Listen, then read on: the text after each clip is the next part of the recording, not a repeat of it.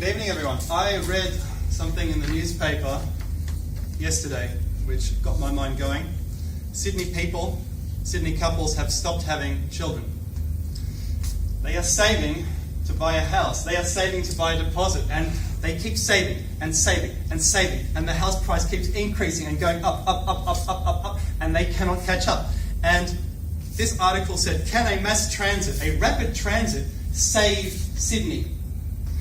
People could buy houses 400 kilometres away in cities like Wollongong, down the coast, and if there was some rapid means of getting into Sydney, there is no need to live in the city anymore. There is no need to save and save and save. You know what couples want to do? They want to save up, make a nice house for their kids.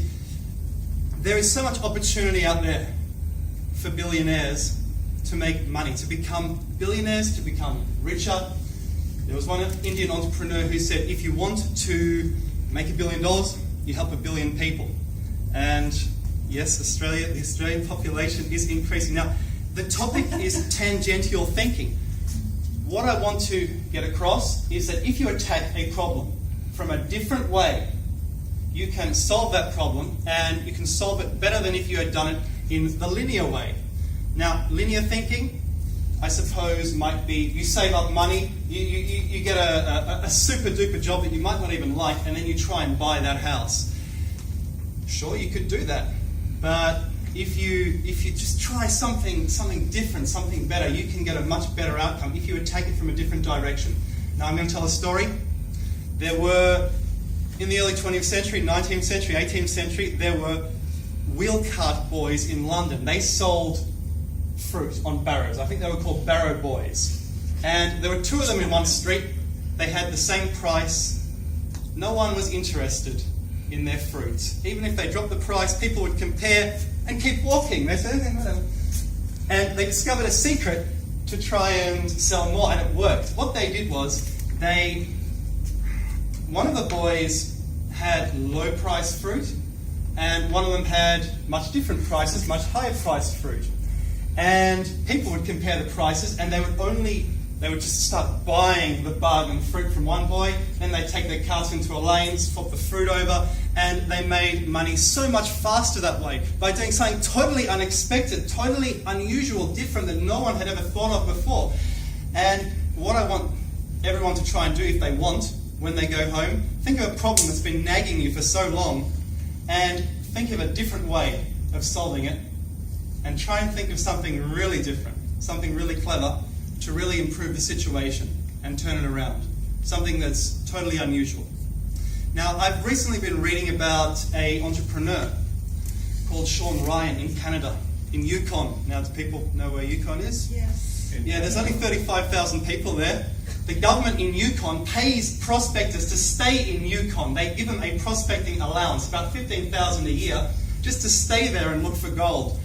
Sean Ryan, his partner Kathy, they have been prospecting in the Yukon. Initially, they went there to look for mushrooms, gourmet mushrooms.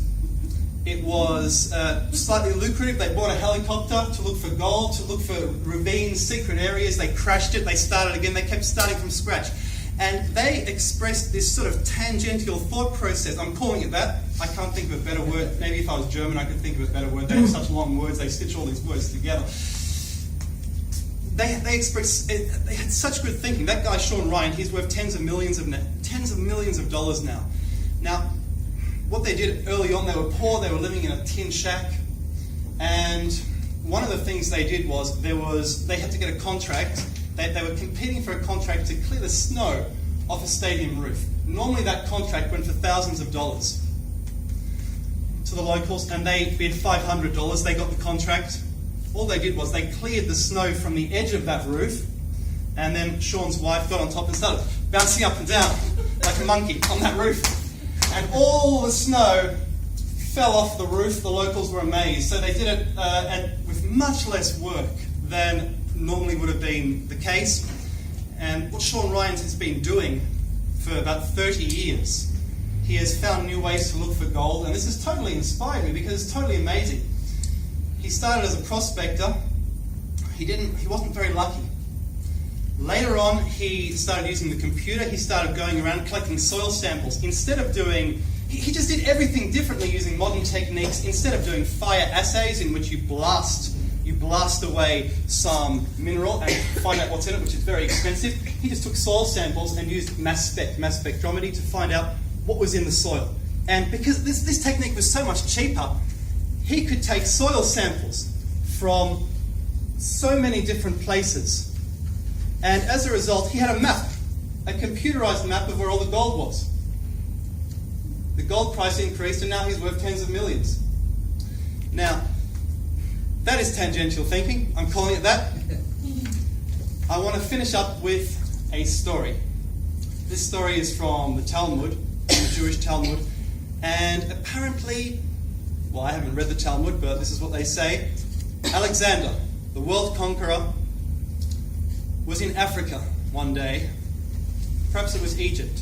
And he met this primitive tribe, and they were a simple people, but an honest people. And there were two people arguing. One man had found treasure on his land.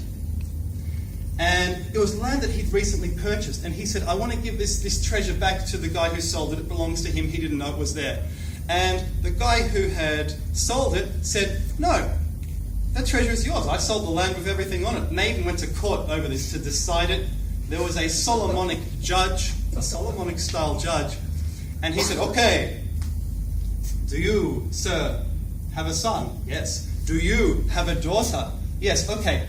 Marry them then and let them keep the treasure. Thanks very much.